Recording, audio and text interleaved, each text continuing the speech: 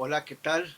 Bienvenidos, bienvenidas. Esta es una edición más desde el Paralelo 10, un espacio producido desde la Facultad de Ciencias Sociales, cuyos objetivos básicamente son plantearnos una comunicación más directa, más horizontal a la comunidad de la facultad, tanto académicos, personas administrativas, personas estudiantes, pero también tener un vínculo desde la facultad con la comunidad nacional e internacional.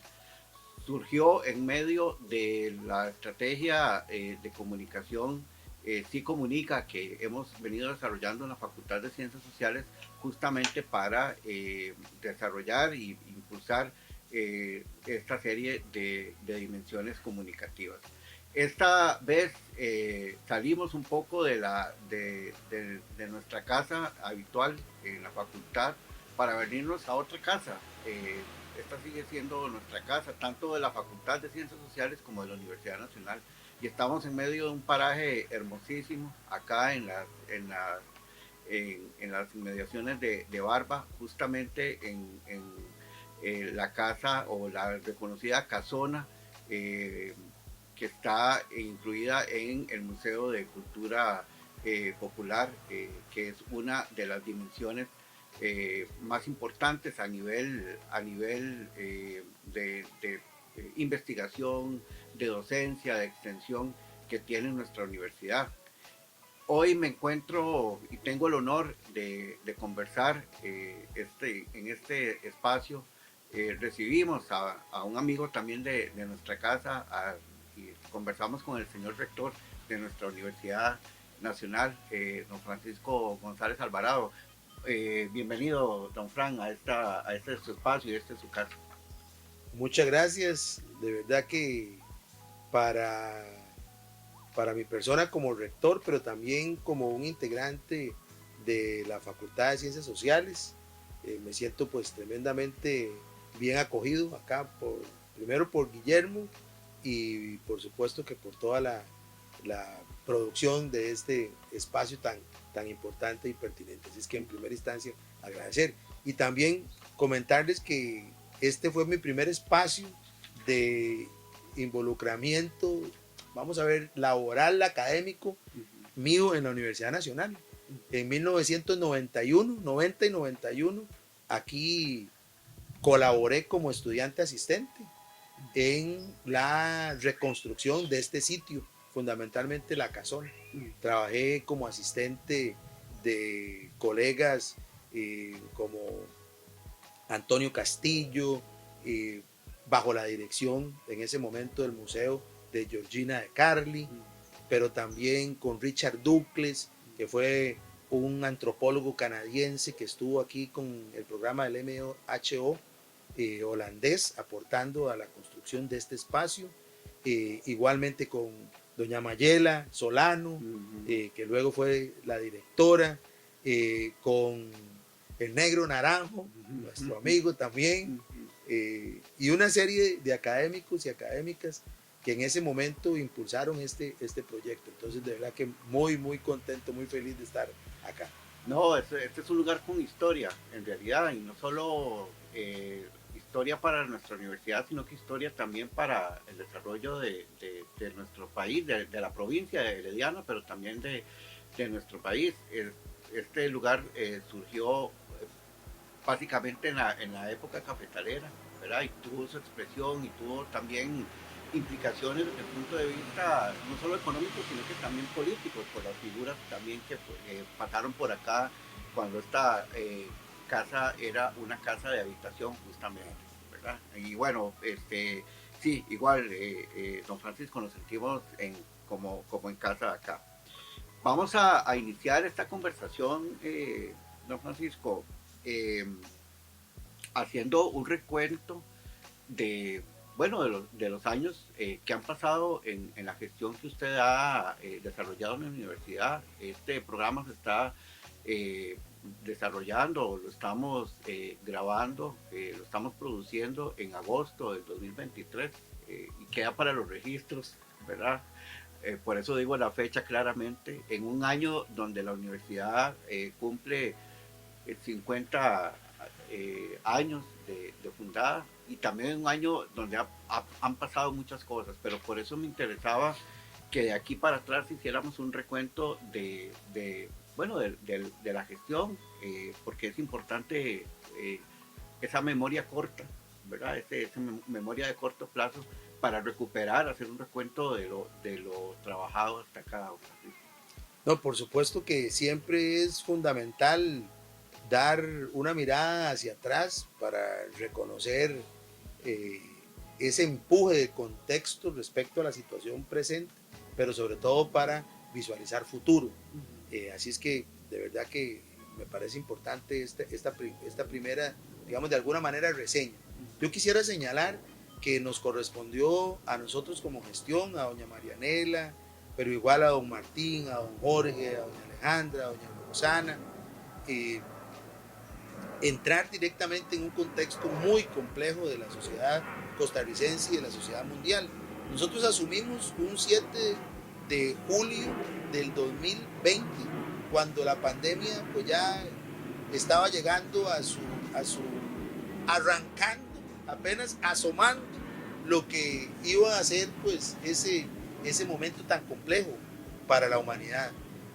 Pero además tuvimos que enfrentar de manera paralela con la pandemia una necesidad de revisar todas las finanzas de la institución, porque no solo fueron recrudecidas en términos de recortes financieros de las universidades, sino también que teníamos ya internamente una insostenibilidad respecto al crecimiento de toda la masa salarial en relación con el presupuesto total.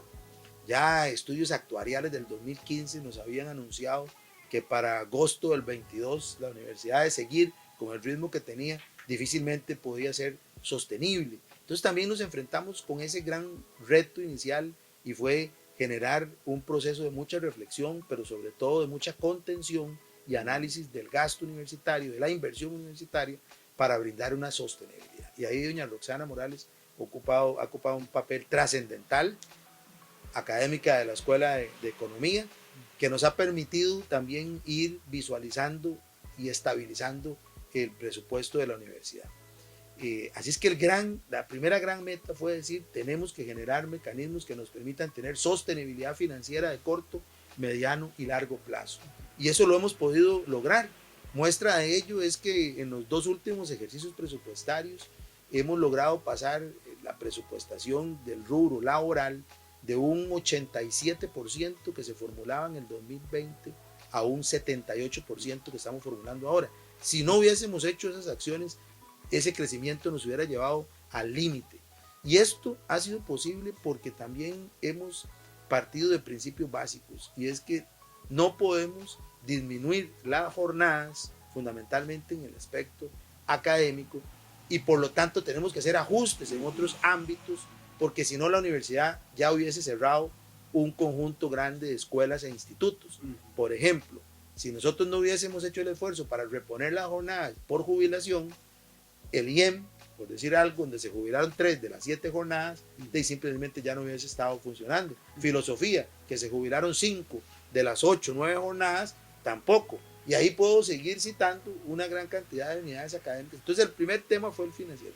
El segundo fue reconocer que teníamos que enfrentar una dinámica diferente para poder solventar el tema de la pandemia. Y eso fue preparar a la comunidad universitaria para que pudiésemos abordar el tema de la presencialidad remota sin perder la calidad, apoyar decisivamente a toda la comunidad estudiantil que requirió más recursos. Tuvimos que aumentar becas, generar recursos y apoyo tecnológicos, préstamo de equipos, habilitar un nuevo calendario universitario para poder responder a esos cambios tan abruptos. Y logramos no solo salir adelante, sino que logramos en esos 2 años fuertes de pandemia que la matrícula de la universidad fuera la más alta en toda su historia de los 50 años.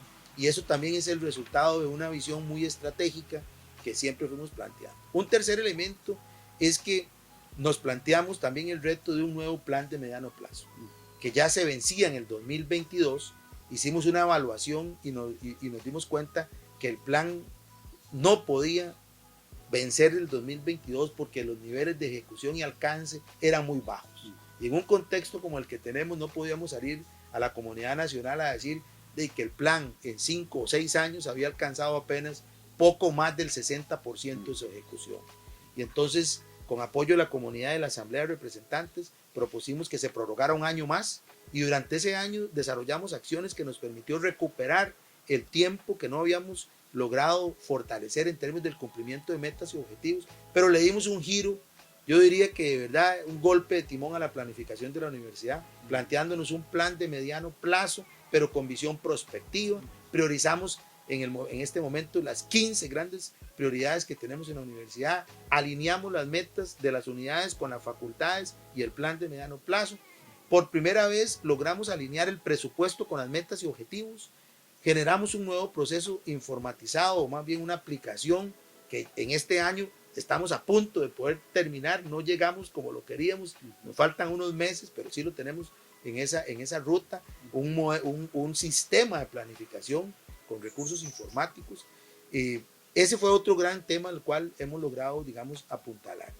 Otro tema central en esta gestión ha sido el enfocarnos en la necesidad de tener un nuevo plan de fortalecimiento y relevo académico, que ya arranca ahora a inicios del mes de septiembre, ya está listo, ya será comunicado, será socializado, bajo el liderazgo de la señora rectora adjunta, doña Marianela Rojas, que ha venido también construyendo este trabajo de manera muy colectiva, con las facultades, con grupos, talleres de grupos, digamos que focalizados, y eso nos va a permitir nada menos y nada más que tener la disponibilidad de cerca de 400 jornadas académicas que la universidad va a disponer para que sean jornadas propietarias. Esto representa 1/3 de todas las jornadas que tiene la universidad, para que veamos el momento histórico que vamos a enfrentar.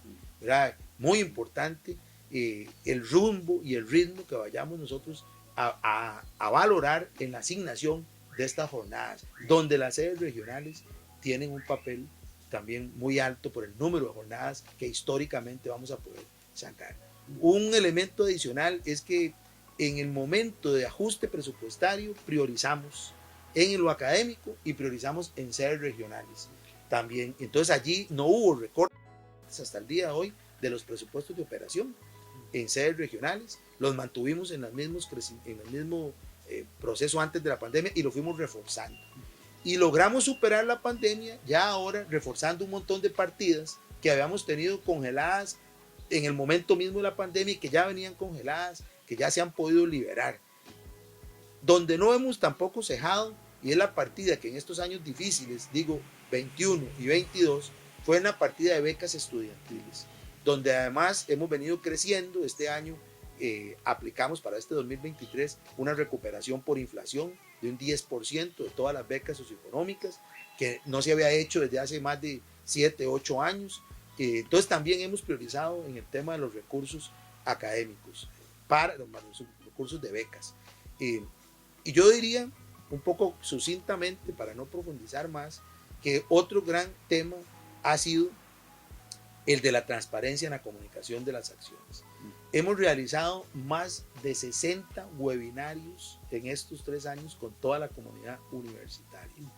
Y esto porque el último gran reto que quisiera señalar en este contexto, no de toda la gestión, pero de manera particular en este pequeño resumen, es que hemos tenido que enfrentar como nunca amenazas concretas y directas a la autonomía universitaria y al quehacer de la universidad. Hemos tenido que enfrentar desde la aplicación de la ley 9635, pasando ahora por la ley marco de empleo público. Hemos tenido que enfrentar proyectos de ley como la modificación al artículo 176 de la Constitución Política, donde prácticamente se acababa con la autonomía financiera, y ese lo logramos archivar. También ahora un nuevo proyecto de reforma al FES, que también ya tiene un dictamen negativo de comisión. Hemos tenido que enfrentar la regla fiscal, el mecanismo más draconiano de restricción del gasto y la inversión pública, porque esa es tal cual sucede. Hemos tenido que enfrentar un proyecto de ley que pretendía que las universidades formaran parte de la caja única del Estado, también donde ya logramos modificaciones que nos excluyen a las universidades. Y ahora enfrentamos una nueva legislación que pretende que la reconocimiento de títulos y grados salga a las universidades. Entonces, miren ustedes que es un contexto muy complejo y si hacemos el balance, hemos ido ganando todos esos grandes desafíos. Cuando digo ganando es resistiendo y manteniéndonos incólumes en la defensa de la autonomía universitaria. Yo justamente bueno, hacer mención a ese recuento, a esa reseña que don Francisco ha hecho sobre los años de gestión, justamente en un contexto complejo, ¿verdad? En todo sentido, a nivel institucional, a nivel económico, sanitario, etcétera. Y bueno, estamos transitando hacia una nueva época, me parece a mí, en este 2023. Y la última parte de la reseña que hace don Francisco justamente era con la que quería arrancar la segunda parte de la entrevista, que tenía que ver con esto que yo le llamo contingencia, digamos, con esta emergencia institucional que tenemos como universidades públicas. Tal vez entonces quisiera empezar, don Francisco, planteando la pregunta sobre las lecciones aprendidas en el marco de este proceso, digamos, reciente, donde las universidades, me parece a mí, han adquirido una preponderancia fundamental como su sujeto político, ¿verdad? Y ese sujeto político siempre va a ser un sujeto complejo, ¿verdad? Lleno de desafíos a lo interno, pero también a lo externo. Entonces, quería entonces que profundizáramos un poco en este contexto de contingencias, planteándonos como las lecciones aprendidas que usted, como actor fundamental de este proceso, pueda valorar. Aquí, don Guillermo, es fundamental reconocer que la universidad tiene que plantearse una nueva lógica de vinculación con la sociedad. Reforzar lo que ya nosotros hacemos muy bien, que es nuestra presencia en comunidades, transferencia de conocimiento, pero sobre todo tenemos que reconocer un papel fundamental de actor político. La universidad como un centro de reflexión y acción política del país. Y les voy a contar algunas cosas en esta experiencia. Cuando arrancamos en el 2020, a mediados del 2020, en medio de la pandemia, empezó a generarse una mesa que se llama la Mesa Patriótica por la Vacunación, en ese contexto, donde se me fue invitado para representar a la universidad para apoyar las acciones en materia sanitaria. Entonces acá nosotros, no solo desde el aporte de la Escuela de Medicina Veterinaria en el seguimiento de la pandemia que realizó y realiza hasta el día de hoy Juan José Romero, sino también con don Carlos Jiménez, otro veterinario que da aportes muy importantes, sino también con la participación de la Escuela de Filosofía, creando protocolos bioéticos para el manejo de la pandemia, y desde ahí me tocó entrar a esa discusión país, desde el tema de la vacunación, desde el tema de la distribución de la vacunación, desde el tema de cómo resolver los temas de asignación de camas ante una saturación en las UCI. Entonces vean que la universidad empezó a posicionarse como un actor político de ese tipo de decisiones. Y esa mesa se mantuvo muy activa y generó, les insisto, acciones a nivel global, a nivel nacional. Nos permitió también vincularnos inclusive con las cámaras empresariales, ¿verdad? A la hora de decir, bueno, ocupamos más vacunas, hay que importar, pero si importamos, ¿bajo qué condiciones? Entonces la universidad dijo, sí es posible, pero sin lucro. Y ahí empezamos a generar ese acercamiento. Pero inmediatamente también conformamos otra mesa, que actualmente es la mesa de diálogo social y productivo, donde empezamos 6 organizaciones, la Universidad Nacional y yo representando al CONARE, ya en el 2021 cuando estuve en la presidencia del CONARE, y desde allí aumentamos a más de 60 organizaciones que conforman hoy la mesa de diálogo multisectorial, social y productivo. Y desde allí hemos organizado resistencias en defensa del Estado Social de Derecho, hemos organizado marchas sociales que estaban prácticamente ya en el olvido, sí. Y ha sido la universidad pública, y yo tengo que decirlo viendo en los ojos a las personas, la Universidad Nacional, la que ha liderado este movimiento, donde incorporamos el sindicato, pero también donde incorporamos una fuerza fundamental que ha sido el movimiento estudiantil de la Universidad Nacional. Actualmente el movimiento estudiantil forma parte de estas mesas de diálogo en el liderazgo completo. Pero también hay otro nivel de vinculación, que no es solamente a nivel de la organización social, sino también reconocer la necesidad de tener un pie fuerte a nivel de quienes toman decisiones políticas, y es la Asamblea Legislativa. Yo pedí hace unas semanas un récord de visitación de mi persona a la Asamblea Legislativa este año, y me sorprendí que había asistido a más de 35 ocasiones a la Asamblea Legislativa. Y lo más interesante, porque decía mi padre que uno no solo tiene que ser honrado, sino aparentarlo, es decir, a dónde había ido. Digo yo, es capaz que solo he ido una fracción. No, miren, a todas las fracciones y con todos los diputados. ¿Por qué? Porque nos interesaba, y ha sido un proceso fuerte, generar conciencia de que la aplicación de la regla fiscal en las condiciones que tienen es un recorte a la inversión social de este país, y no puede seguir siendo así. Que la educación es el motor fundamental que transforma la vida de las personas y que apunta a la construcción de una sociedad con más democracia. Que las universidades aportamos al desarrollo del país y por lo tanto necesitamos la autonomía para poder seguir trabajando y organizándonos. Que las universidades aportamos en proyectos específicos y que por lo tanto también tenemos que ser socios estratégicos del país y de la misma Asamblea Legislativa en sus proyectos. Con la legislatura anterior fue tremenda la visita y mi entrada fue tremenda porque lamentablemente hubo antecedentes que no nos ayudaron mucho. Pero con esta legislatura ha sido de verdad que muy amplio, y esa vinculación real, insisto, con el único propósito de que la universidad pueda verse fortalecida y reconocida como un socio estratégico del desarrollo del país, nos ha posibilitado que proyectos de esta envergadura no hayan trascendido.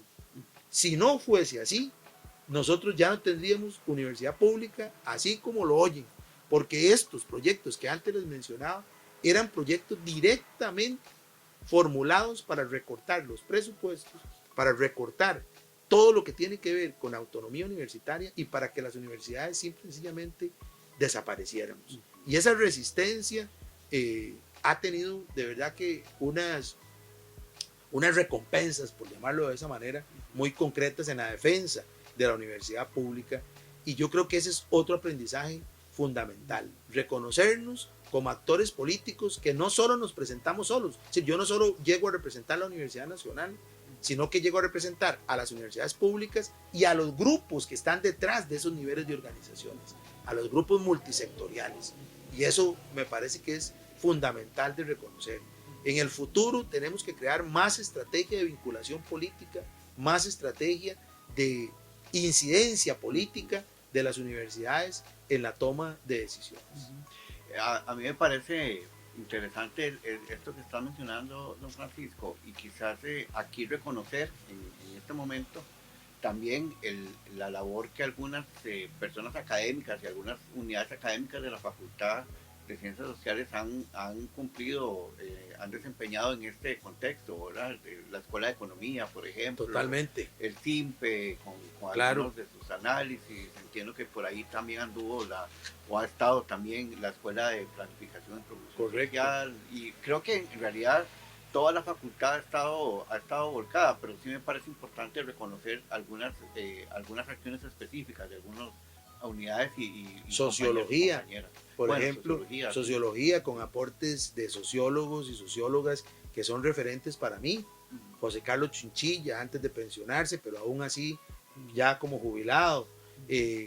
Carlos Carranza, ¿verdad? También Ernesto Herra, que son personas con las cuales yo tengo comunicación y ventana abierta para discutir el análisis de coyuntura nacional. Su persona, por supuesto, ¿verdad? Guillermo también.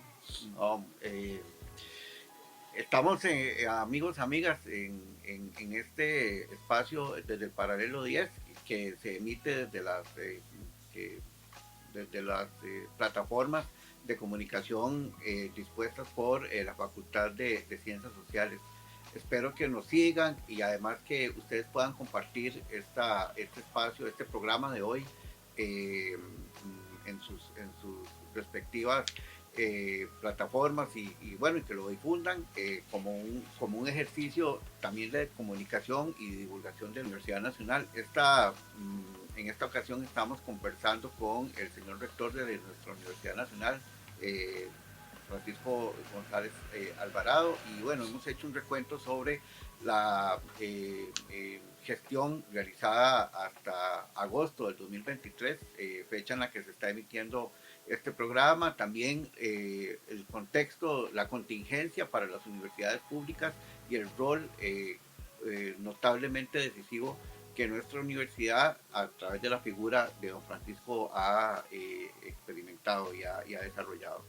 Ahora me gustaría, don Francisco, como para ir dándole una síntesis a esta conversación, que habláramos sobre los desafíos, porque estamos en agosto del 2023, pero nos queda un escenario enorme de aquí en adelante, tanto para la gestión en términos de universidad, pero también en términos nacionales, ¿verdad? ¿Cuáles son como los retos y los desafíos para el futuro según su perspectiva? Internamente nosotros tenemos tres grandes desafíos que me parece que son centrales. Uno es reconocer que tenemos un plan de mediano plazo que este año arranca, que es un plan de mediano plazo, como les he comentado, con una visión prospectiva de 20 años. Por primera vez nos planteamos un horizonte de 20 años con escenarios intermedios de 5 años. Y ese plan es muy ambicioso, tiene metas muy claras, prioridades muy claras y hay que cumplirlo.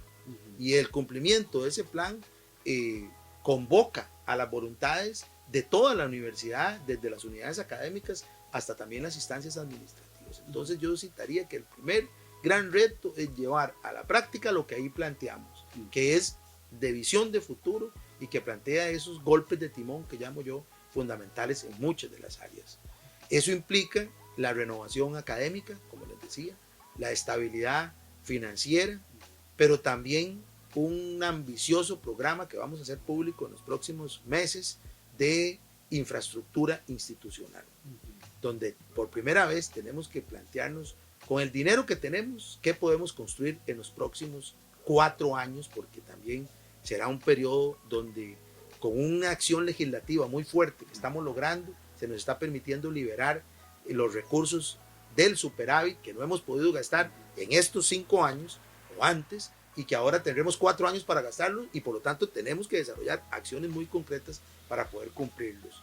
Entonces ese es el primer gran reto. El segundo gran reto, y lo digo de segundo porque tiene que amarrar los otros dos, el primero y el tercero, es la resistencia en términos de defensa de la autonomía universitaria y de la universidad como un todo. Esa resistencia implica fortalecer los vínculos con la sociedad, renovar ese pacto con la sociedad y sobre todo reconocernos como agentes políticos de transformación en clave de mayor democracia, mayor equidad y mayor justicia social. Y eso tenemos el potencial para hacerlo, pero implica que las agendas de las facultades tengan por norte esas prioridades y que todas las personas académicas y funcionarios reconozcamos que el papel fundamental de la universidad es transformar la sociedad y transformarla con orientación, con claridad y con fuerza. Ese es un reto fundamental, sobre todo en un contexto latinoamericano marcado por una tendencia que ya el IDESPO desde el 2009, un artículo que había expuesto José, planteaba esa lamentable tendencia de la sociedad costarricense a aspirar por un liderazgo más vertical y más autoritario, y lamentablemente hoy tenemos un estilo y una narrativa que nos impulsa a eso.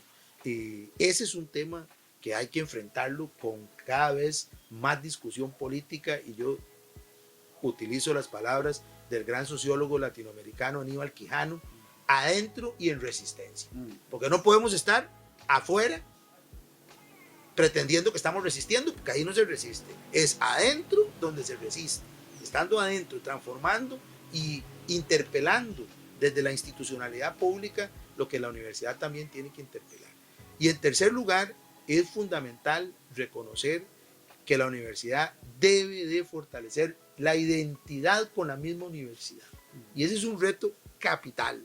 Nosotros tenemos que volver a reconocer una universidad donde todas las personas reconocemos en la Universidad Nacional un espacio que nos ha transformado a todos y que nos ha posibilitado construir proyectos de vida, y que en esa construcción y madurez de cada uno de nosotros damos nuestro aporte a la sociedad con la tarea más bondadosa que puede tener una persona, y es que nuestro quehacer sea enseñar, aprender y transformar. Por eso es que yo me levanto todos los días, aún con todos los avatares que corresponde enfrentar, con un gran optimismo y un gran convencimiento que el trabajo que hacemos es el trabajo más noble. Nosotros transformamos la vida de las personas para que sean personas que tengan más oportunidades de empleo, más oportunidades de desarrollo, más oportunidades de convivencia social. Entonces, esa identidad me parece a mí que debe ser fortalecida en la universidad. Una universidad que reconozca esa identidad fundamental como ser parte de una institución que engrana una gran cantidad de aspectos de la sociedad, debe de ser compartida y debe ser fortalecida. Y todos los días nos debe de llamar a ser mejores funcionarios y mejores funcionarias, a empujar con más fuerza el carro de la universidad, ¿verdad? Ese carro, ese movimiento, que es además una herencia de otras personas. Y ese es el otro elemento que yo a diario reconozco y me permite, insisto, seguir adelante, y es recoger que mi acción es el resultado de la herencia de otras personas que empujaron la universidad hace 50 años. Y por lo tanto, lo que me corresponde a mí es tomar esa herencia, revisarla, actualizarla, para impulsar una nueva herencia hacia otros. La universidad se construye, ya lo decía el padre Benjamín Núñez, es un ente vivo que se transforma todos los días, pero para transformar, primero nosotros tenemos que tener esa claridad. Y con este mensaje sobre la transformación y además sobre la herencia que nos toca defender y nos toca de alguna manera construir y reconstruir, y creo que ahí el papel de la Facultad de Ciencias Sociales sigue siendo fundamental. Podemos ir dando por concluida esta conversación que hemos tenido acá desde nuestra casa, el Museo de Cultura Popular. Es un sitio histórico que yo también invitaría a quienes nos están observando para que lo visiten. De un lugar fundamental, un espacio también de vínculo con la naturaleza y con la historia, no solo de la provincia de Heredia, sino con la historia nacional. Hemos conversado en esta edición desde el Paralelo 10 con nuestro señor rector, Francisco González Alvarado, a quien agradecemos por haber sacado un ratito de la agenda, Francisco, que sabemos que en estos días, en estos meses, han sido de una tarea, de una labor muy ardua, pero bueno, estamos acá, queríamos y creíamos que era importante tener esta conversación con ustedes un poco para actualizar ¿verdad? El balance de la gestión y también actualizar el análisis desde su perspectiva sobre los procesos institucionales hacia afuera que la universidad ha estado experimentando. Agradecerle, profesor Francisco, su presencia acá, decirle que esta es su casa, la casa desde el Paralelo 10 para lo que requiera la universidad. Y también quisiera, como siempre lo hago al final del programa, agradecer al equipo de trabajo del decanato, a Mariana Ramírez en la producción, a José Luis Paniagua también en la producción, y a Gisela Rojas, también compañera que forma parte de este equipo de trabajo. Así que de verdad que un gusto haber conversado con usted, don Francisco, en este contexto tan natural, que permite la reflexión además. No, muchas gracias nuevamente, muchas gracias a la facultad. Antes lo decía, para mí pues la facultad es un referente fundamental en la toma de decisiones. Ya he citado algunas personas, pero por supuesto que quedan otras ahí que merecen ese reconocimiento. Pero de verdad que agradecerte, Guillermo, por este espacio y a la comunidad universitaria por la confianza brindada en estos años. Ya yo siento hasta cierta nostalgia. Alguien dice, qué bárbaro masoquismo es esto, ¿verdad? Porque ya quedan 2 años de gestión, pero créanme que yo los retomo y los visualizo con las ganas de seguir aportando y que al final de la gestión podamos concretar una serie de acciones que nos hemos propuesto. Muchas gracias, don Francisco. Esperemos que así sea. Esto ha sido desde el Paralelo 10 y les invitamos para que lo puedan observar y también reproducir en sus plataformas y sus redes sociales. Hasta la próxima.